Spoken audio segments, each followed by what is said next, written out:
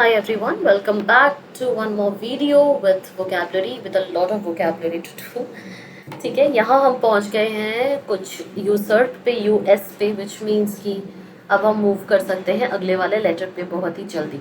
ठीक है, 10 वर्ड्स आज के कंप्लीट करते हैं and post that we are gonna move to the next video of ours. ठीक है, कोशिश हमारे पास बच कितने गए हैं? वी यू हो गया है VWXYZ 5 लेटर्स और हमारे पास रिमेनिंग है वो 5 लेटर्स हम फटाफट ख़त्म करते हैं and then we are done with our difficult words का वोकैबुलरी A to Z सारे के सारे जितने भी डिफ़िकल्ट के कैटेगरी में काउंट किए जाते हैं या फिर जितने भी डिफ़िकल्ट माने जाते हैं वो सारा ख़त्म हो जाएगा. ठीक है, आई डू बिलीव कि ये वर्ड्स आप डेली प्रैक्टिस कर रहे हो, रिवाइज कर रहे हो. बार बार बोलने में सच में बहुत ज़्यादा शर्म आती है क्योंकि आप लोग ग्रोन अप किड्स हो. ठीक है, यू नॉट दोज छोटे छोटे से बच्चे, यू नॉट दोज अर्चिन्स जिनको बहुत ज़्यादा समझाना या फिर बताना पड़ेगा. तो I think it's very important for you guys to understand कि अगर आप ये चीज़ें नहीं करते हो तो आपके एंट्रेंस के लिए बहुत ज़्यादा लैक होने वाला है. ठीक है, लेटर यू के कुछ एक शब्द बच गए हैं, उन वर्ड्स को आज खत्म करते हैं. Let's begin with the first word of the day and the first word we have is usurp. Okay, usurp का मतलब होता है seize and take control without authority. ठीक है, किसी चीज़ पे कंट्रोल करना, किसी चीज़ को सीज करना यानी कि बंद कर देना विदाउट अथॉरिटी, किसी चीज़ के परमिशन के बिना. Example is, he had murdered his master and usurped the throne without any title to it whatever. ठीक है, बिना किसी entitlement के, बिना किसी authority के अगर किसी ने कुछ करा है तो आप उसको usurp कहना कहते हो. Take control without authority is usurp करना. Okay, this is a very good word. इससे रिलेटेड एक और चीज़ है जो मैं आपको बताऊंगी.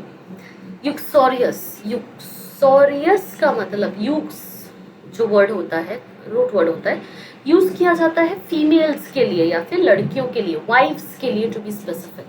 ठीक है, यूक्सोरियस का मीनिंग है फूलिशली फॉन्ड ऑफ और सबमिसिव टू योर वाइफ. अपनी वाइफ की तरफ अगर आप बहुत ज़्यादा सबमिसिव हो यानी कि जो वो बोलती है वही करते हो, उसके कहने पे उठते बैठते हो, नाचते रहते हो, तो फूलिशली अगर आप फॉन्ड हो या फिर बहुत ज़्यादा सबमिसिव हो टुवर्ड्स योर वाइफ तो उसको यूक्सोरियस कहा जाता है. Now you know there is a root word called cide, CIDE, cide. ठीक है, वाइफ के मर्डर को क्या बोला जाता है आपको पता है. There are many words fratricide, ठीक है, suicide, then you have homicide वगैरह वगैरह. तो यूक्सोरियस का मतलब होता है, यूक्सोरियस का मतलब होता है to be fond of your wife.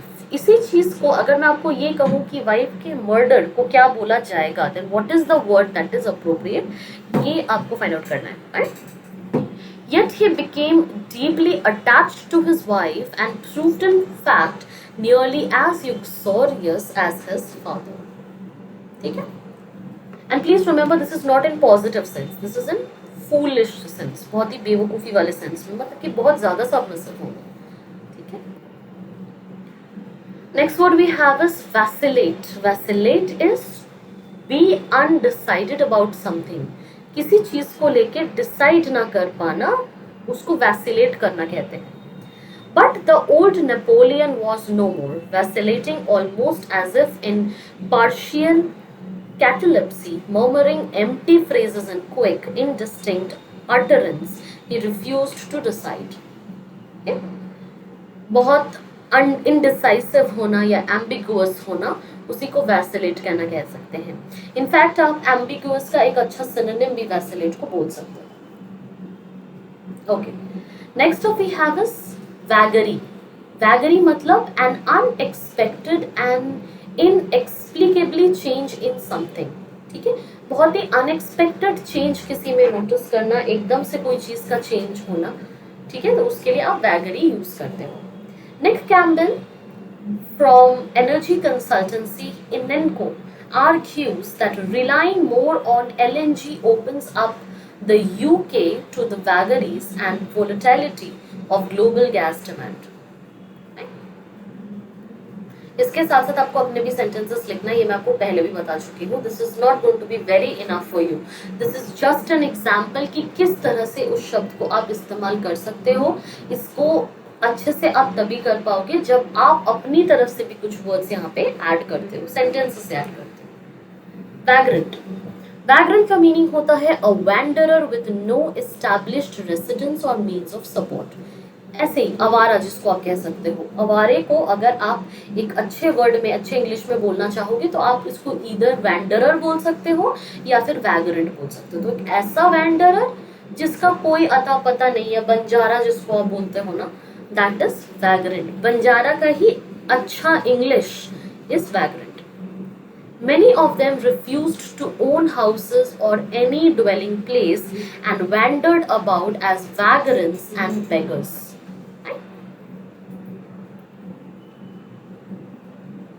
Moving on to the next word we have is vainglorious. Vainglorious का meaning होता है feeling self importance, खुद को importance देना या खुद के importance पे काम करना is vainglorious. Though vainglorious and arrogant, he conducted the defense of Acre with sound judgment as well as with energy and courage. ठीक है, खुद को importance देना, खुद से प्यार करना, खुद से obsessed होना vainglorious का meaning होता है. वैलेडिक्टरी. वैलेडिक्टरी का मतलब होता है ऑफ और रिलेटिंग टू एन ओकेशन और एक्सप्रेशन ऑफ फेयरवेल. किसी को फेयरवेल का एक्सप्रेस करना या किसी को फेयरवेल के लिए बताना, ठीक है, उसको वैलेडिक्टरी कहा जाता है. He was graduated in 1828 on which occasion he delivered the valedictory oration. ठीक है. नाउ अगेन बहुत सारे लोगों को ओरेशन का भी यहाँ पे मीनिंग पता नहीं होगा. Please find out the meaning of the word oration या ओरेट करना. ये क्या होता है? Valiant. Valiant is a common word. Valiant बहुत ज्यादा अलग वर्ड नहीं है. वैलियंट वर्ड आप इस्तेमाल करते हो अपने जनरल लाइफ में. हैविंग और शोइंग हीरोइज्म और करेज. बहुत ज्यादा हीरोइक बिहेवियर या करेज शो करने को वैलियंट कहा जाता है. वैलियंट्स भी बोला जाता है. The first time she continued a courageous and valiant fight. ठीक है, करेजियस बहुत ही ज्यादा हीरोइक सा कुछ फाइट.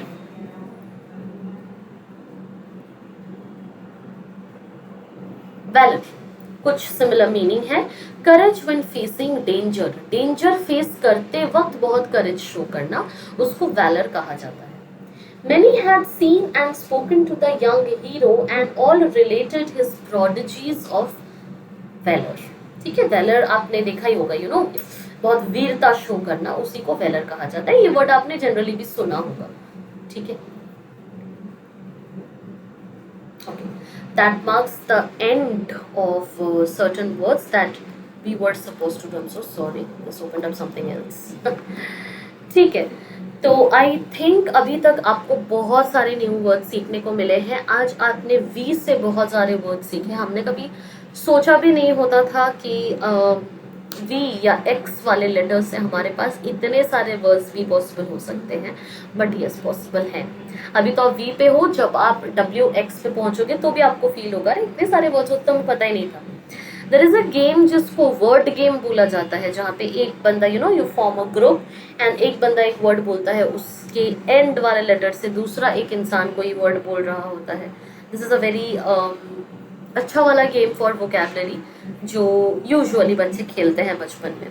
और उसमें आपने देखा होगा बहुत ज़्यादा फंसते हो कुछ एक सर्टन लेटर्स पे. तो अभी वो टाइम है जहाँ पे आप ये फील करते हो कि नहीं यार, बहुत सारे वर्ड्स होते हैं जो हमें अभी तक पता ही नहीं था. डिफ़िकल्ट है, शायद उस वक्त उस एज में हमारे लिए पॉसिबल नहीं था इतने सारे डिफ़िकल्ट वर्ड्स को याद रखना. But now it is possible and it is compulsory. मजबूरी है हमारे लिए क्योंकि हमें एग्ज़ाम्स देने हैं.